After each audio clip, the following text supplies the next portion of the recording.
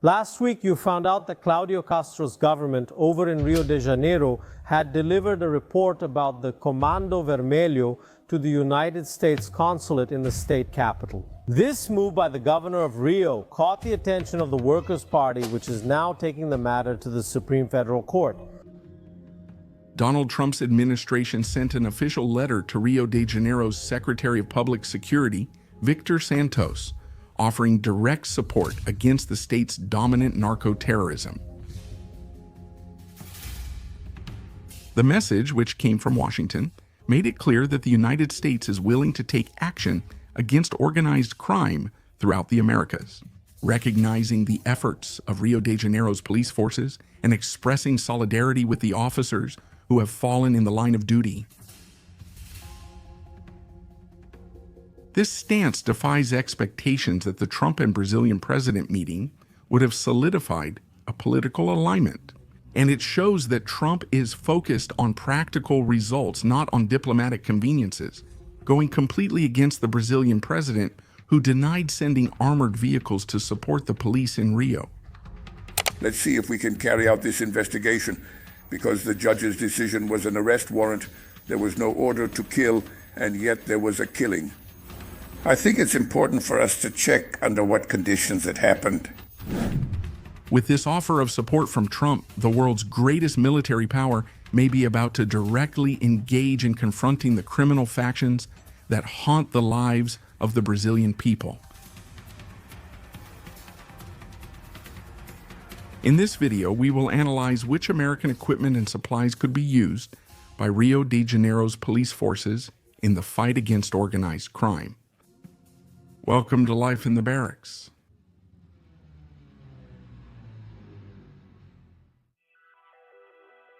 The letter, signed by James Sparks from the United States Department of Justice, reinforces respect for the Brazilian security forces, and it offers a military and technological structure capable of transforming the fight against drug trafficking.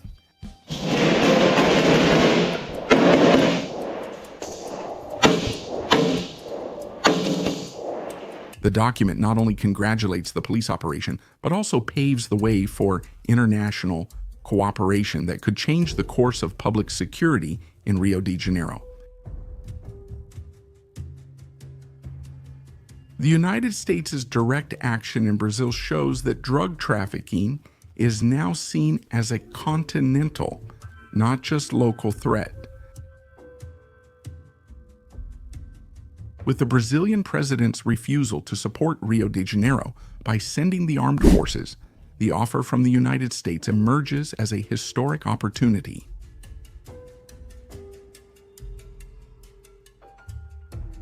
The country, already using military force near Venezuela, now focuses on Brazil, and a joint operation with the civil and military police could happen at any moment.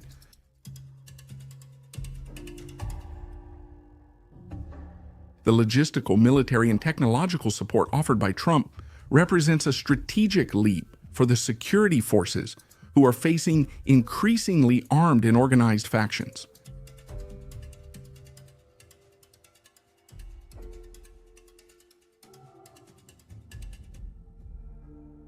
The possibility of sending Black Hawk helicopters for operations in Rio is one of the most impactful options.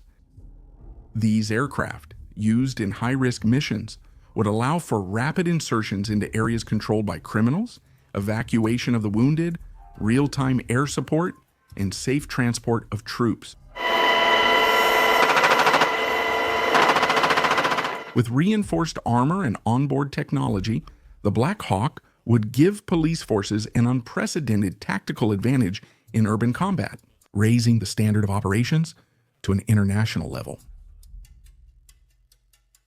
Teams from Special Operations Battalion, the Special Operations Battalion of the Military Police, entered the Alemão complex and set up a barrier in the forest that gives access to the Penha complex. The Shock Battalion entered through Vila Cruzeiro, one of the favelas in the Penha complex, and on the other side, civil police agents entered.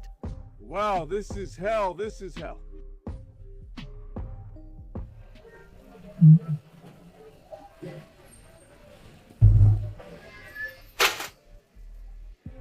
Although the landing of American troops in Brazil is unlikely due to diplomatic reasons, the exchange of special forces is a fully viable alternative.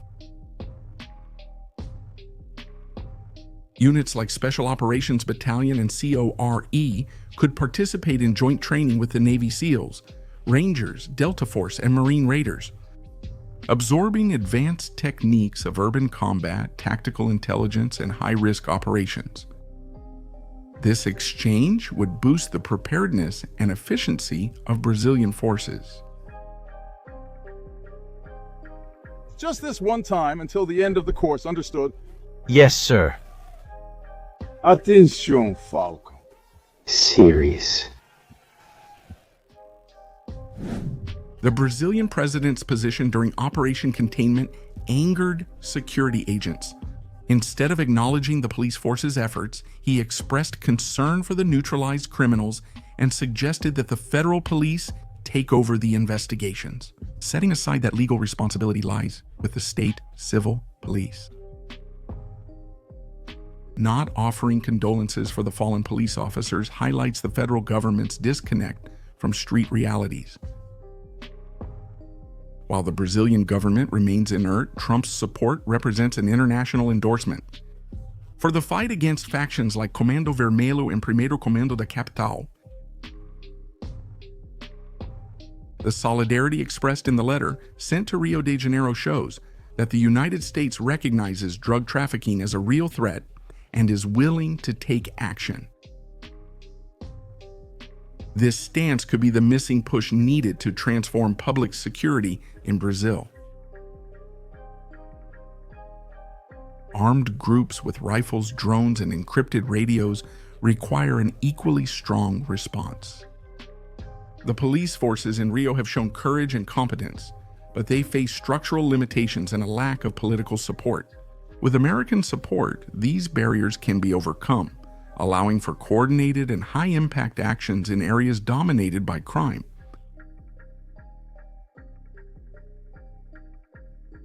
The communication interception technology offered by the United States would make it possible to identify trafficking routes, weapons hideouts, and the movements of criminal leaders. With this, operations would no longer be merely reactive and would become strategic, based on concrete data and cutting-edge intelligence.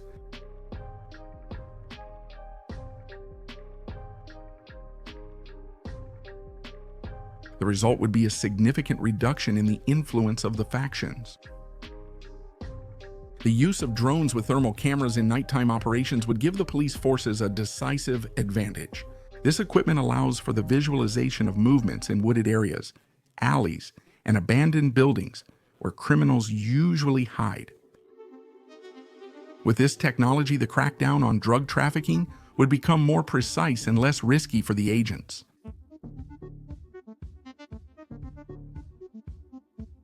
For decades, Rio de Janeiro's population has lived amid factions that control territories, set rules, and challenge state authority.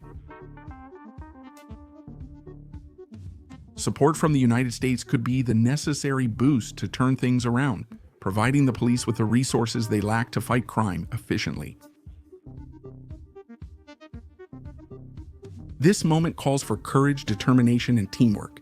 Leave a comment below if you believe that this support from the Trump administration could change the violent situation in Brazil. And do you think the current Brazilian government will try to block this international aid? The war on drug trafficking requires strategy, technology, and political will, not speeches. Rio de Janeiro is ready. All that's left is for Brazil to decide which side it's on.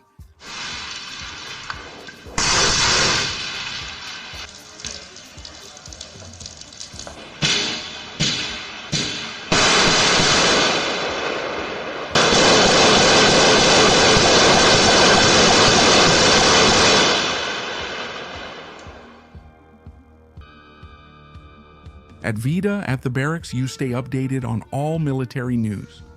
Leave your like, subscribe, and watch one of the videos that's appearing on your screen. Forward, combatants. Until next time.